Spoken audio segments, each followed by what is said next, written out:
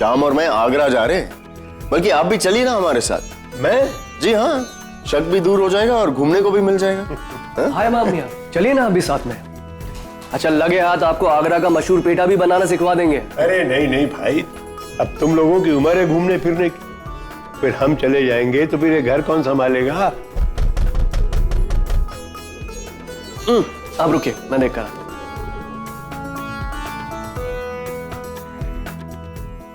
जी बताइए। मिर्जा साहब हैं, हम ठाकुर रणछोड़ दास जी के हवेली से आए हैं। उन्होंने मिर्जा साहब को फौरन बुलाया है। वो शहर से बाहर जा रहे हैं, नहीं आ सकते, जाइए आप लोग। कहिए। गुस्ताखी माफ मिर्जा साहब, दरअसल ये किसी की जिंदगी और मौत का सवाल है। आप कुछ समय के लिए हमारे साथ चलिए, इसके बदले में हुक्म आपको मुंह मांगी रकम देंगे। सिर्फ कुछ समय? जी हुजूर। श्याम, शायद मामला इतना भी पेचीदा नहीं, तुम इंतजार करो, मैं जल्दी आता हूँ। जल्दी आता हूँ। चलिए जल्दी चलिए, आइए। ठीक।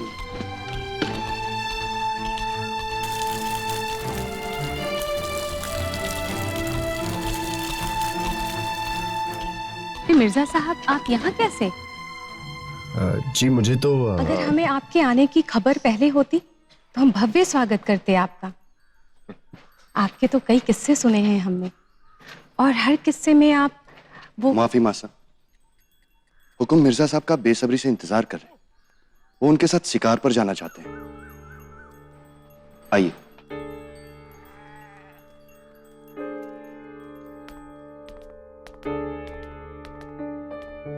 ठाकुर साहब। मिर्जा साहब, इतनी जल्दी आने के लिए धन्यवाद, हम आपके एहसानमंद हुए। ठाकुर साहब, लेकिन मुझे शिकार का बहाना बनाकर यहाँ क्यों बुलाया? हम आपका वक्त जाया नहीं करेंगे। आइए, ये देखिए।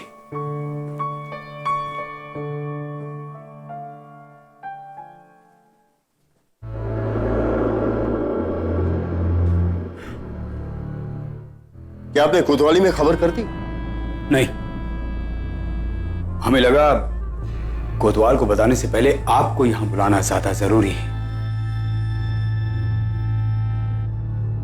ये हबीबगंज के ठाकुर रणजीत सिंह हैं और हमारे साले भी। कल रात को ये बिना बताए अचानक आ गए और हमसे छिपने की जगह मांगने लगे। इनका रवैया बड़ा अजीब सा था। हमें कुछ नहीं बता रहे थे, बस एक बात कहे जा रहे थे, इनकी जान को खतरा है, कोई हबीबगंज से इनका पीछा कर रहा है। बस इसलिए हमने इनको यहां छिपाया, और ये बात किसी को पता नहीं, यहां तक कि हमारी पत्नी को भी नहीं। तो आप कोतवाली में खबर कर दीजिए, मेरे पास वक्त नहीं है, मुझे जाना। मिर्जा साहब, अगर हम कोतवाल को इसके बारे में बता देंगे तो सबसे पहला शक हम पर जाएगा और हमारी बहुत बदनामी होगी। ठाकुर साहब, मैं कैसे यकीन कर लूं कि यह कत्ल आपने नहीं किया? मिर्जा साहब, अगर हमने यह कत्ल किया होता तो हम आपको ऐसे यहां नहीं बुलाते।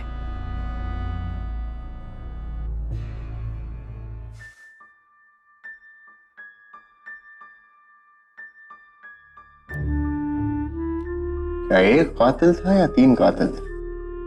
भाई, तीन कातिलों ने एक साथ इनका कत्ल तो नहीं, ताकि किसी पर भी शक ना हो। क्या तीन अलग लोग इन्हें कत्ल करने के लिए यहाँ आए और इन्हें चाकू से भोंक दिया?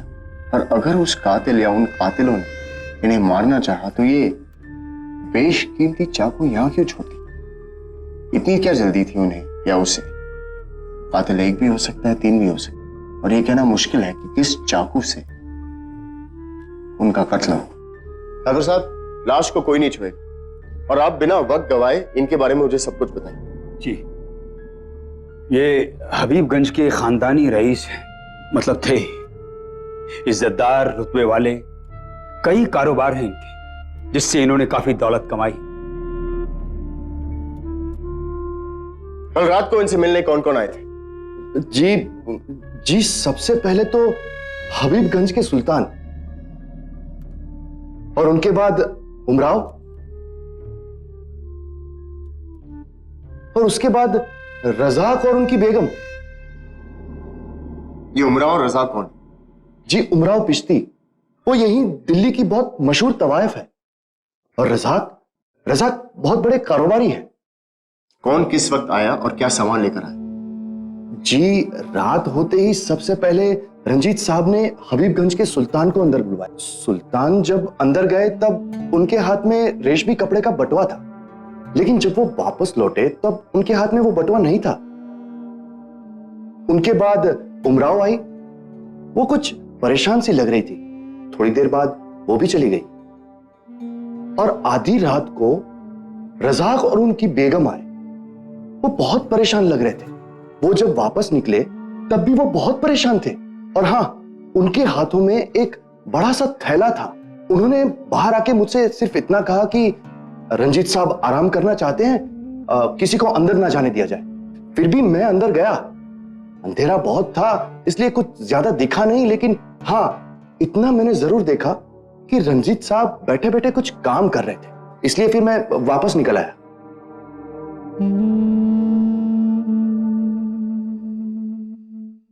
इन्होंने कहा कि वो सोना चाहते, और जब तुम अंदर वापस गए तो वो अंधेरे में कुछ काम कर रहे। लेकिन भला कोई इंसान अंधेरे में काम कैसे कर सकता? ये बात तुम्हें सूझी नहीं थी? इसका क्या मतलब हो सकता है? मतलब साफ है ठाकुर साहब, तब तक रंजीत मर चुके थे। उन 3 मेहमानों में से ही किसी ने इनका कत्ल किया था।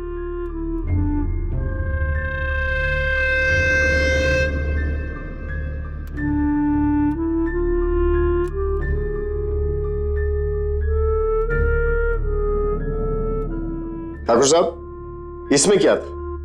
जी, इसमें शरबत है जो हमारे यहाँ आने वाले हर मेहमान को पेश किया जाता है। क्या उन 3 मेहमानों के अलावा भी कोई नौकर नौकरानी आए? जी हुजूर, सुल्तान के आने से पहले रंजीत साहब को बहुत प्यास लगी थी। उन्होंने शरबत मंगवाया हवेली की नौकरानी के हाथ, और सुल्तान के जाने के बाद वही नौकरानी दोबारा खाली गिलास लेने आई थी। तुम्हें पूरा यकीन है वो नौकरानी दोबारा यहाँ लौट कर आई थी? जी हुजूर।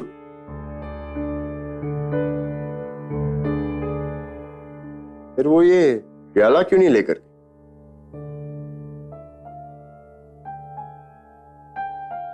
क्या आप ही शरबत अंदर लेकर गई थी? जी हुजूर। जब आप अंदर गई थी तो ठाकुर रंजीत सिंह कहाँ बैठे हुए? जी वो टहल रहे थे। और जब आप फिर अंदर प्याला लेके गई? देखिए, घबराने की कोई जरूरत नहीं है, जवाब दीजिए।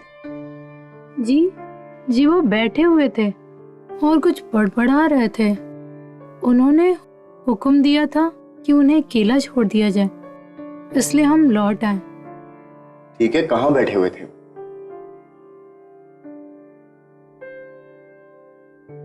जवाब दीजिए, कहाँ बैठे हुए? कुर्सी में बैठे हुए थे। ठीक है, आप जा सकते हैं। ठाकुर साहब, लाश कोई नहीं छुएगा, ना ही कोई किसी चीज को हाथ लगाएगा। मेरे अंदाजे से कातिल उन 3 मेहमानों में से एक कोई हो सकता है, या फिर ये नौकरानी हो सकती है, या फिर आपका ये सिपाही भी हो सकता है। मैंने घबराओ मत, मैंने कोई फैसला नहीं सुनाया है। कुछ वक्त बाद लौट बता। मिर्जा,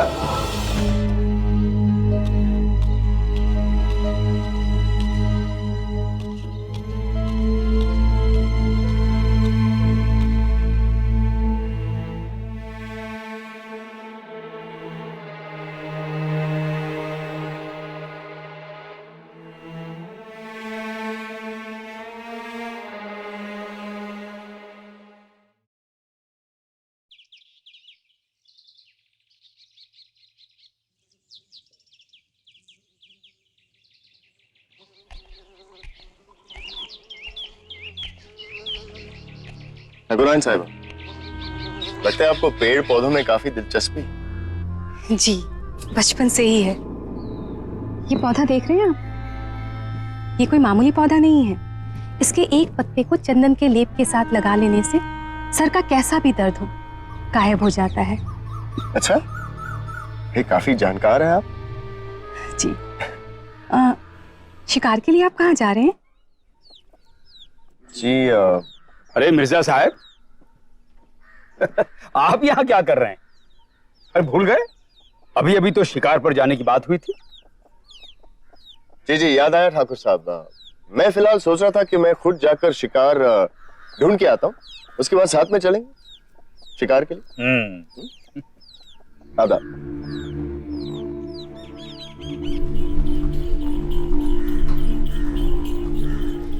कहाँ रह गए थे आप? कब से आपका इंतजार कर रहा हूँ। चलिए, निकलने का वक्त हो गया। आई मिर्जा,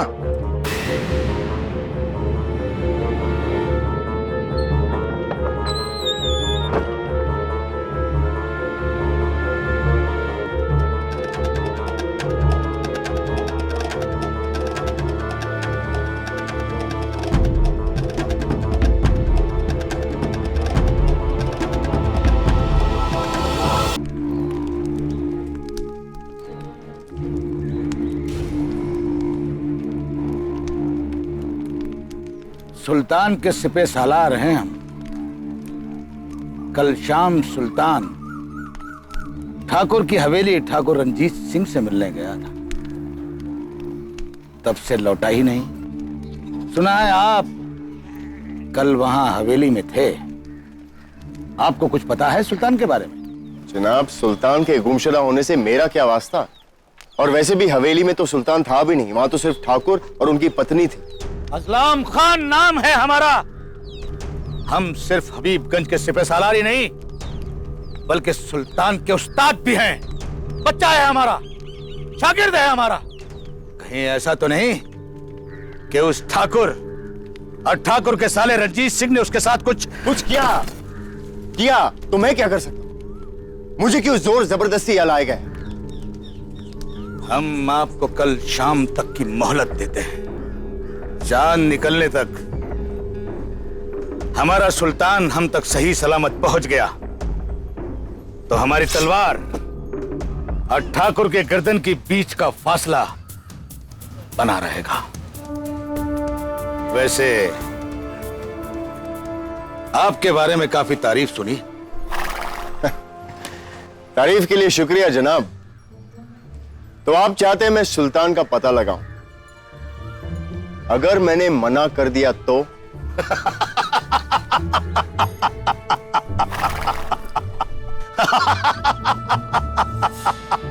एक शख्स था जिसने मेरा काम करने से इनकार कर दिया था।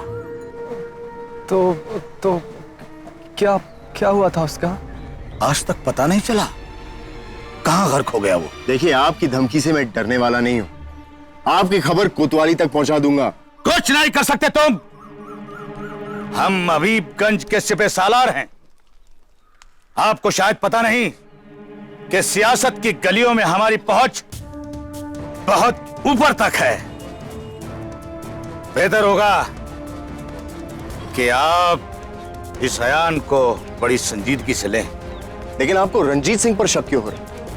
मैंने तो सुना है वो बड़े नेक इंसान है, यहां तक कि उन्हें खुदाए कदीर का बाशिंदा माना जाता है। खबीस है वो, शैतान, नामुराद, मजलूमों पर जुल्म करता है, गरीबों को कर्ज देता है और उसके बदले में उनका सब कुछ छीन लेता है। हम आपको कल शाम तक की मोहलत देते हैं। अगर हमारा सुल्तान हम तक सही सलामत पहुंच गया तो ठीक, नहीं तो मैं इस ठाकुर और इस ठाकुर के साले रंजीत सिंह दोनों को कत्ल कर दूंगा।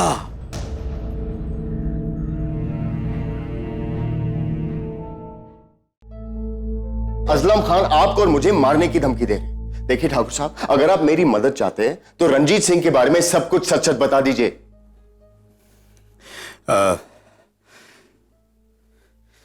ये रंजीत सिंह एक बहुत ही घटिया, शातिर और जलील इंसान था। किसी ने हमें कोठे पर जाने की आदत डलवाई। इस दलदल में हम इसी शख्स की वजह से फंसते चले गए,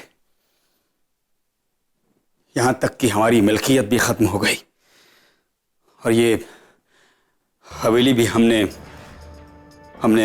रंजीत सिंह के पास गिरवी रख दी। ठाकुर साहब, इस बयान के बाद आप भी शक के घेरे में आ चुके हैं। नहीं मिर्जा साहब, हम आपको पहले भी कह चुके हैं कि अगर हमने कत्ल किया होता तो आपको यहां क्यों बुलाते? हम यहीं कहीं इस लाश को ऐसे ठिकाने लगाते कि किसी को कानो कान खबर नहीं होती। और इस तरह ये 3 चाकू क्यों छोड़ते हो?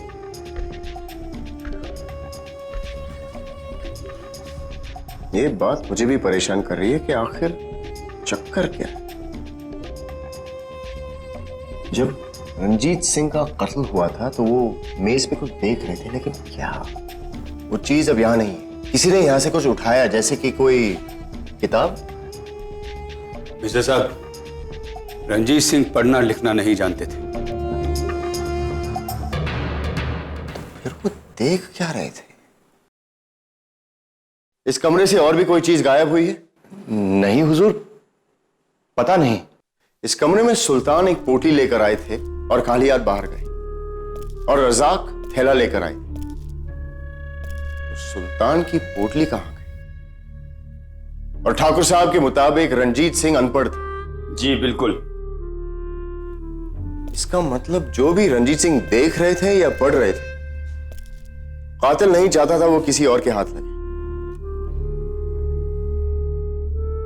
शाम, ये देखो, ये चाकू किसी ऐसे शख्स ने मारा है जो कि चाकू चलाने में बहुत ही माहिर है। जख्म से खून तक नहीं बहा। लेकिन भाईजान एक बात समझ में नहीं आ रही, अगर खूनी खून करने के इरादे से ही आया था तो फिर ये चाकू यहां क्यों छोड़ के चला गया? और वो भी एक नहीं, 3।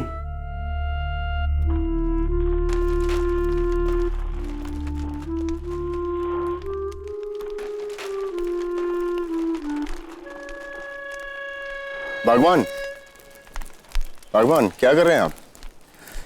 हुजूर, पौधों के लिए खास किस्म की खाद तैयार कर।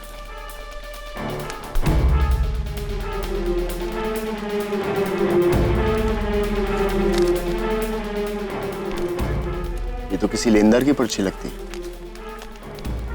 इसमें कर्ज लिए हुए लोगों का हवाला है, सुल्तान का भी नाम। जरूर लेनदार अपने कर्जदारों की फेहरिस्त याद रखने के लिए ये अपने पास रखता हूं। ये कूड़ा आपको देता कौन है? हवेली से आता है कूड़ा, इतना पता है हमें। चलिए ठीक है।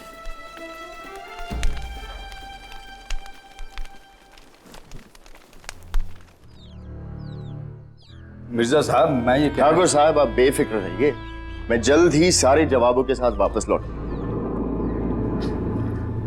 अरे मिर्जा साहब, आप जा रहे हैं? माफी चाहूंगा ठाकुरान साहिबा, आपसे बैठकर बातें नहीं हो। वैसे आप शायद जानती नहीं है, मुझे भी पेड़ पौधों के बारे में जानने का बड़ा शौक है। अगर वक्त मिला तो आपसे मिलने जरूर वापस आऊं। जी जरूर।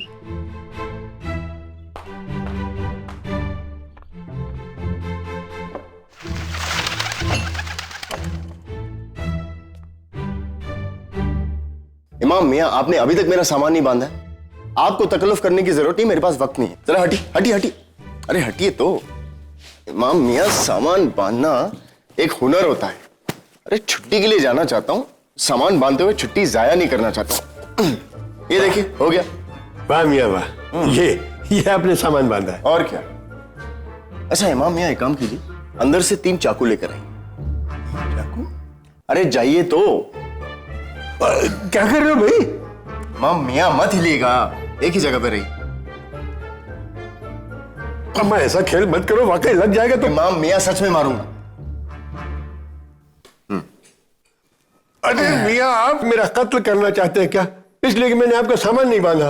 अगर कोई किसी का कत्ल करने आया है तो 3 चाकुओं का इस्तेमाल क्यों करेगा? किशोर कैसे? पकड़ी।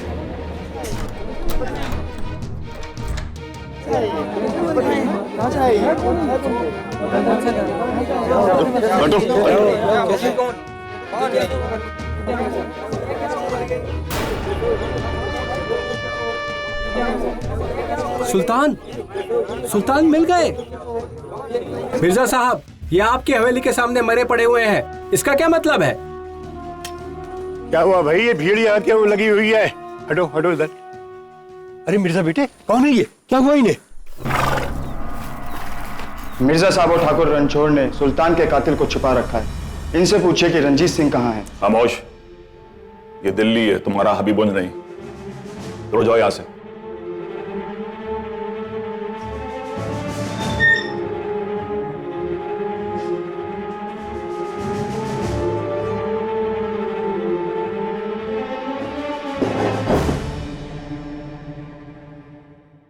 मिर्जा, आपने रंजीत सिंह के लापता होने की खबर हमें क्यों नहीं दी? हमें इतला के बगैर आपने तफ्तीश भी शुरू कर दी। कोतवाल साहब, मैं आपके सारे सवालों का जवाब दूंगा, आप मुझ पर भरोसा रखिए। आपकी इजाजत हो तो मैं सुल्तान की लाश का मुआयना करना चाहूँ। इन्हें ऐसे जहर से मारा गया है जिसका कोई तोड़ नहीं, और जहर की पूरी खुराक भी नहीं दी गई है, इसलिए इसकी मौत धीरे धीरे हुई।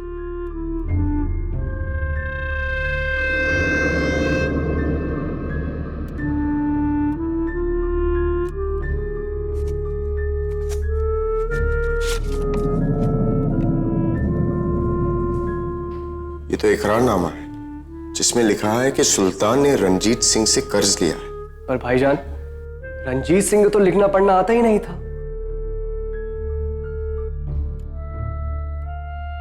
ये रंजीत का लिखा हुआ नहीं है, लिखावट मिलती नहीं है, तो किसने लिखा होगा ये इकरारनामा? जनाब, आपके कहने पर हम रजाक और उसकी बीवी को पकड़ लाए हैं। दोनों भेस बदल के शहर से भागने की कोशिश कर रहे थे। आपने और आपकी बेगम ने सोची समझी साजिश में रंजीत सिंह का कत्ल किया। नहीं, हमने रंजीत सिंह का कत्ल नहीं किया। हाँ, कल रात हम उनसे मिलने जरूर गए थे। वो क्या है कि कई दिनों से उन्होंने हमारी रकम नहीं लौटाई। हमने जाकर देखा कि वो बैठे बैठे ही मेज पर सो गए थे।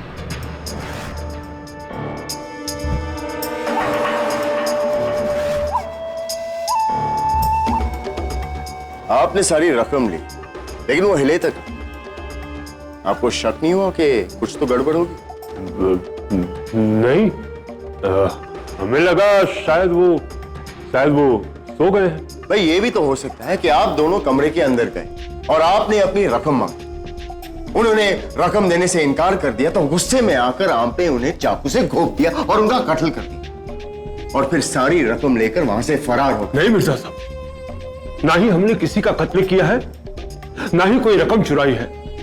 बस हमने सिर्फ उतना ही लिया जितना हमारा हक बनता था। देखिए जनाब, कोतवाल साहब को सच निकलवाने के और भी तरीके आते हैं, इसलिए बेहतर यही होगा आप सच अभी बता दीजिए। जी मैं। बेगम, आप चुप रहिए।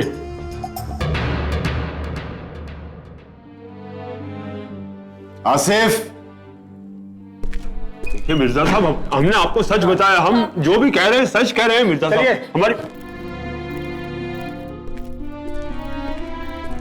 भाईजान, अब आगे हमें क्या करना चाहिए? रजाक जरूर को छुपा रहा है शायद, और हम कोई अहम कड़ी पहचान नहीं पाए। तुम एक काम करो, सिपाहियों को हबीबगंज भेजो और रंजीत सिंह से उधार लेने वालों के इकरारनामे मंगाओ और वो किताब दो। और उसके बाद हमें किसी खास मेहमान से मिलना है। हम तवायफ जरूर हैं मिर्जा साहिब, लेकिन हम कातिल नहीं हैं। आप हमारी बात का यकीन कीजिए। हम ठाकुर रंजीत से मिलने जरूर गए थे, लेकिन जब हम कमरे में दाखिल हुए तो हमने देखा कि वो मेज पर बैठे हुए कुछ पढ़ रहे थे, और जब हमने उनके कंधे पर जाकर हाथ रखा तो वो गिर पड़े। हम घबरा गए कि सबको हम पर ही शक होगा। उनके जिस्म में 2 चाकू लगे हुए थे, इसीलिए हम वहां से भाग गए। भाईजान, ये देखिए इनके कोठे से क्या मिला।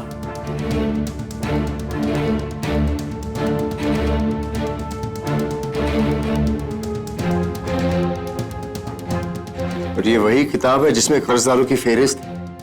या अल्लाह, ये यहाँ कैसे? हमें कुछ नहीं पता। भाईजान, इन्होंने ही लालच में आके रंजीत सिंह का खून कर दिया है, और साथ में ये किताब और ये पोटली चुरा ली। नहीं, हमने कोई चोरी नहीं की है। आसिफ, हमने कुछ नहीं किया है। आप हमारा यकीन कीजिए। हम आपसे कह रहे हैं, हमें कोई फंसाने की कोशिश। अरे ये क्या कर रहे हैं आप विश्वास कीजिए हम पर। हमें कोई फंसा रहा है। हम निर्दोष हैं। आप ये क्या कर रहे हैं हमारे साथ? हमने कुछ नहीं किया है।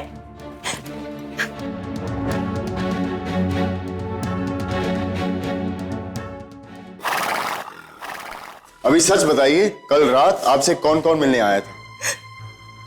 हमसे कई मेहमान मिलने आए थे मिर्जा साहिब, लेकिन हम उनका नाम नहीं ले पाएंगे।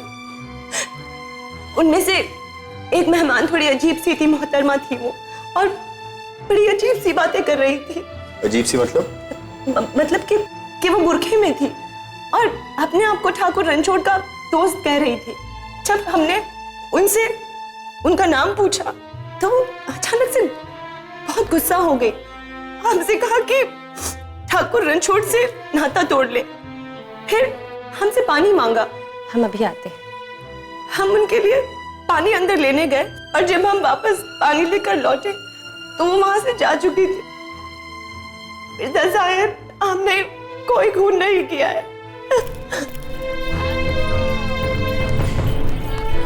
गए थे हरिभजन को और उठन लगे कपास। भाईजान, अच्छा खासा हम लोग गांव जा रहे थे, कहां से इस मामले में फंस गए? फिक्र मत करो, मसला हल हो जाएगा।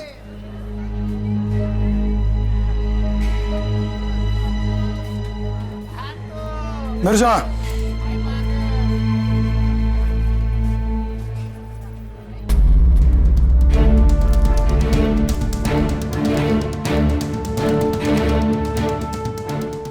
इस ठाकुर ने सुल्तान के साथ साथ अपने साले रणजीत सिंह का भी कत्ल किया है और उन दोनों की मिल्कियत को हथियाने की कोशिश।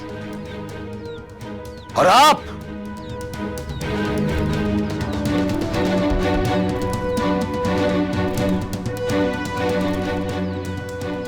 जनाब मिर्जा जानवाज, बेगुनाह लोगों को फंसाकर ऐसे गलीज आदमी की मदद करना चाहते हैं। आप बहुत बड़ी गलती कर रहे हैं इस्लाम खान। ठाकुर रणछोड़ सिंह बेगुनाह है। अगर आपको इस ठाकुर की बेगुनाही पे इतना ही यकीन है तो हमें भी यकीन दिलाइए। अगर इस ठाकुर ने उन दोनों को कत्ल नहीं किया तो किसने किया उनका कत्ल? देखिए, मैं सिर्फ इतना जानता हूं कि ठाकुर साहब बेगुनाह हैं। ठाकुर साहब ने मुझे खुद बुलाकर रणजीत सिंह की लाश दिखाई थी। वो चाहते थे कि मैं रणजीत सिंह के कत्ल की तफ्तीश करूं। रंजीत सिंह से मिलने सुल्तान भी तो गए थे। हो सकता है कि रंजीत सिंह का कत्ल सुल्तान ने ही किया हो। गलत इल्जाम लगा रहे हो तुम सुल्तान पर। सुल्तान एक माहिर सिपाही था। अगर वो किसी को भी कत्ल करना चाहता तो एक झटके में उसका कत्ल कर देता, यूं अपने पीछे चाकू ना छोड़ता।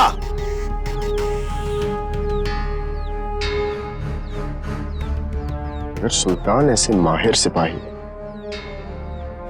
तो वो ऐसी गलती कैसे कर बैठे?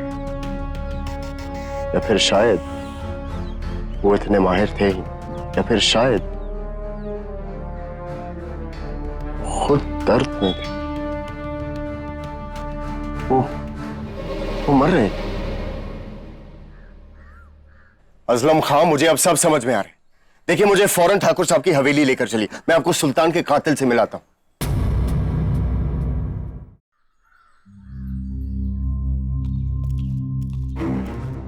ये सब क्या हो रहा है?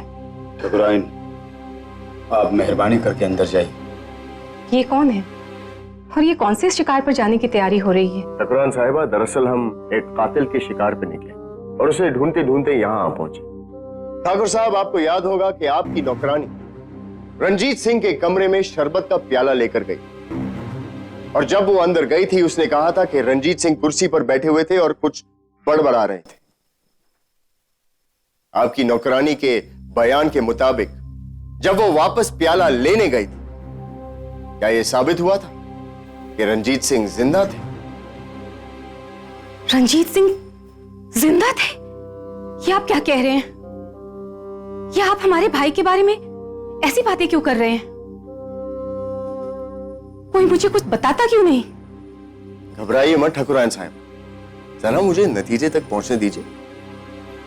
जी हाँ, तो मैं ये कह रहा था, नौकरानी जब अंदर गई थी प्याला लेने, उसने उसे वही छोड़ दिया। क्यों? क्योंकि उस प्याले में जो शरबत था उसमें जहर मिला हुआ था। तो ये बात तो साफ है कि कोई तो था जो रंजीत सिंह का कत्ल करना चाहता। हे भगवान, ये मैं क्या सुन रही हूं? कातिल ने जो शरबत रंजीत सिंह के लिए भेजा था, रंजीत ने उसे गलती से सुल्तान को पिला। कातिल को यह खबर नहीं थी। उसने तो यही सोचा कि रंजीत सिंह ने वो पीकर अपनी जान दे दी। लेकिन सुल्तान को यह एहसास जैसे ही उसने वो शरबत पिया कि कुछ तो गड़बड़ है। तूने मुझे धोखे से जहर पिला दिया। नहीं नहीं, मैंने कोई जहर नहीं दिया। नहीं, नहीं अब मैं तुझे नहीं छोड़ूंगा। अपने आप को जहर से बचाने के लिए सुल्तान भागकर हकीम की तलाश करते करते दरीबे जा वो हमारी हवेली के पास आके गिरे और उन्होंने अपना दम तोड़ दिया। कौन है वो कातिल जिसने हमारे सुल्तान को जहर देकर मारा?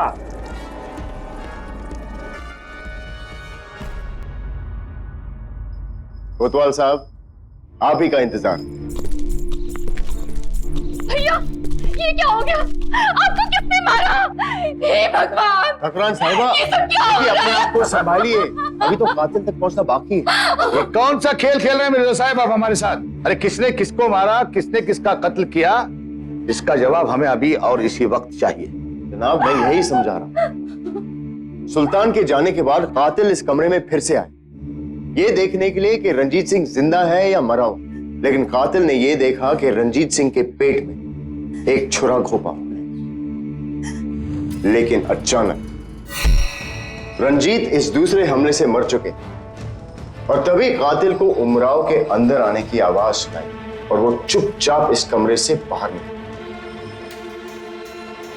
कौन था वो कातिल मिर्जा साहब, बताइए। ठाकुर साहब, मैं भी यही सोच रहा था कि कौन है वो कातिल। क्यों ना हम कातिल से ही पूछते।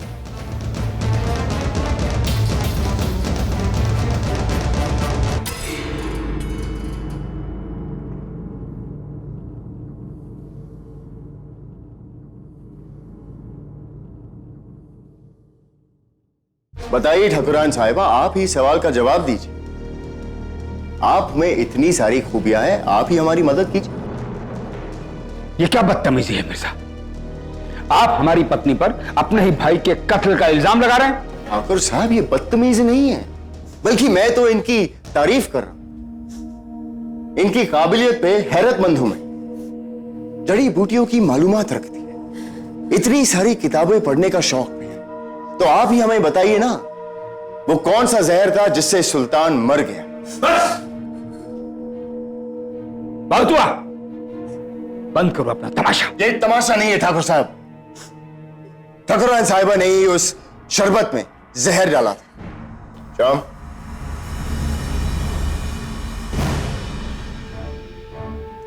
ये किसका है? आपका ही है ना? तमाम पेड़ पौधों से जहर बनाने वाले नुस्खे, खासकर आपके बगीचे में जो बड़े जतन से पाले हुए पौधे। ये क्या है? यहां से तो एक पन्ना गायब। श्याम, कहां हो सकता है ये पन्ना? कहीं ये तो नहीं? अरे यही तो है वो पन्ना। और ये कहां मिला था हमें? आपके घर के बाहर वो जल रहा था कूड़े में। इसमें तो ये लिखा है कि इस पौधे से ऐसा जहर बना सकते हैं जो जब इंसान के जिस्म में पहुंचे तो धीरे धीरे उसकी मौत हो जाएगी। ये क्या बकवास कर रहे हैं मिर्जा साहब? आपके जो मन में आ रहा है बोल रहे हैं? जी हाँ,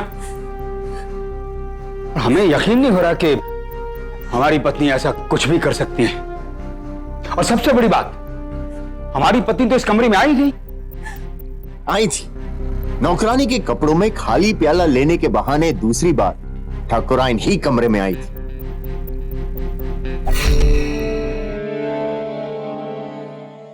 ठाकुराइन साहिबा, आपने अपने सगे भाई का कत्ल कर दिया और यहां से वो हर चीज हटा दी जिससे शक आप पर जाए।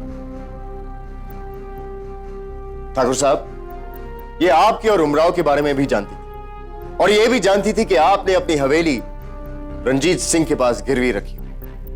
आपने हम पर बहुत तहमत लगा ली मिर्जा साहब, लेकिन आपके पास क्या सबूत है कि हमने अपने भाई का खून किया है?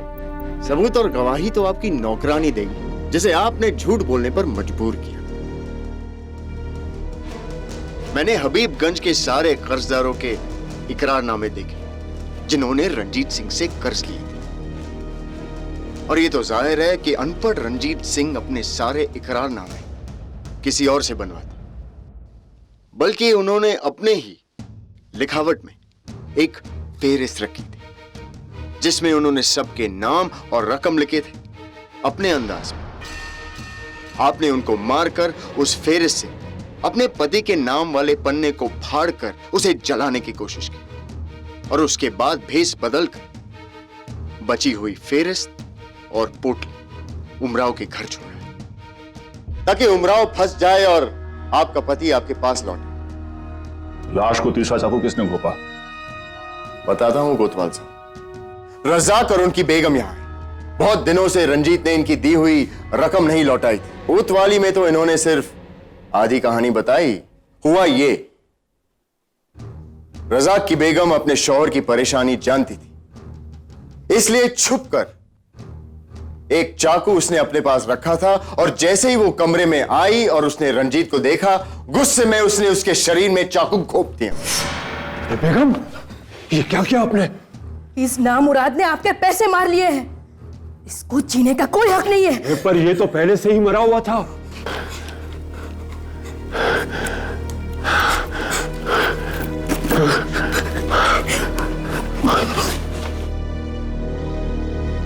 कोई आ रहा है, हमें निकलना होगा फौरन। निकलो यहां से, निकलो। ये बेहद उलझा मसला था, लेकिन अब सब कुछ साफ है।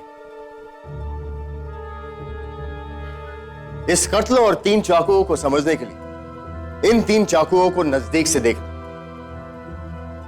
सुल्तान का चाकू जो सिर्फ और सिर्फ सिपाहियों के पास मिलता है, और ये चाकू ये भी बहुत नायाब और महंगा है, जो कि आमतौर पर सिर्फ रईस घरों की औरतें रखती हैं। लेकिन ये मामूली रसोई में इस्तेमाल होने वाले चाकू ने ही इस मामले को सुलझाया है। लेकिन कैसे मिर्जा? जवाब सवाल में है कोतवाल से। अगर सुल्तान ने आकर यह चाकू घोंप दिया था, फिर इन दोनों चाकुओं की क्या जरूरत आन पड़ी? फिर मुझे एहसास हुआ कि हो सकता है कि रंजीत मरे नहीं थे, इसलिए किसी ने यह दूसरा चाकू जो कि रसोई घर का था यह घोंप दिया और तब वो मरे। लेकिन फिर यह तीसरा चाकू क्यों? इसका जवाब मुझे तब मिला जब मैं रज़ाक और उनकी बेगम की तहकीकात करने गया कालकोठरी। मुझे एहसास हुआ कि यह चाकू रज़ाक की बेगम का और उन्हें बचाने के लिए ही रज़ाक सच नहीं बता।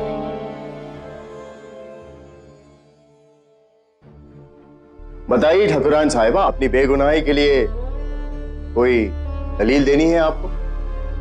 ठकुराइन, ये क्या किया आपने?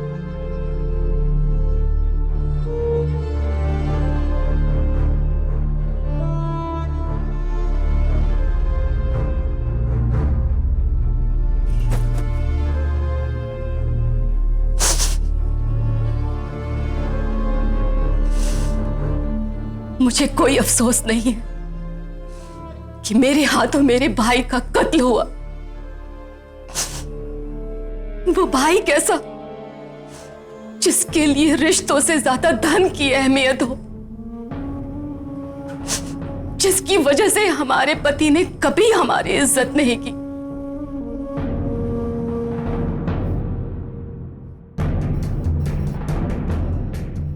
हमेशा दूसरी औरतों के दहलीज पर ही जाते रहे।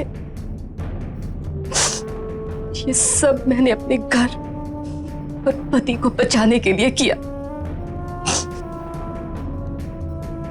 अब दोनों जा सकते हैं।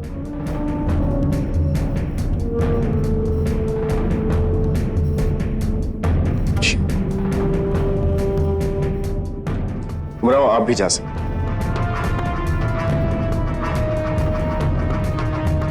अज़लाम खान,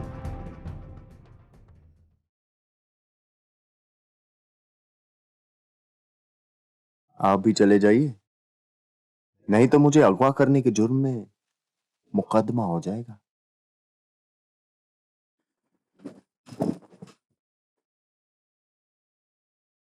कोतवाल साहब। आसिफ। जनाब। लाश को उठाने का इंतजाम करो और मोहतरमा को गिरफ्तार करो। जी जनाब। आइए।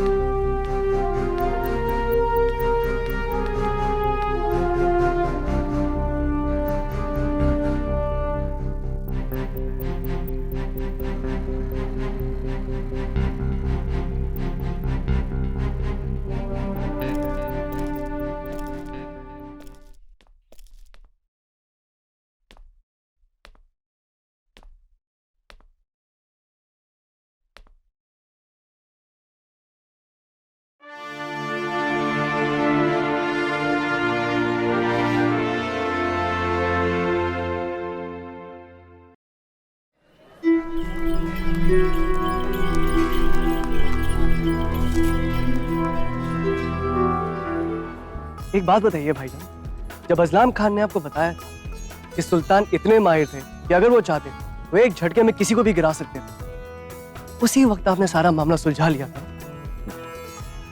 उससे मुझे आखिरी कड़ी में दरअसल सुल्तान रंजीत सिंह को मारना चाहते, लेकिन जहर की वजह से चूक गए। फिर ठकुराइन ने उन्हें मार दिया। बस फिर क्या था, सारी कड़ी अपने आप जुड़ गई और मसला सुलझ गया। अच्छा एक और बस बस श्याम सिंह, अब और सवाल नहीं, अब आगरा चलो। लगता है जीनत आपा की कुछ ज्यादा ही याद आ रही है आपको। बदमाश।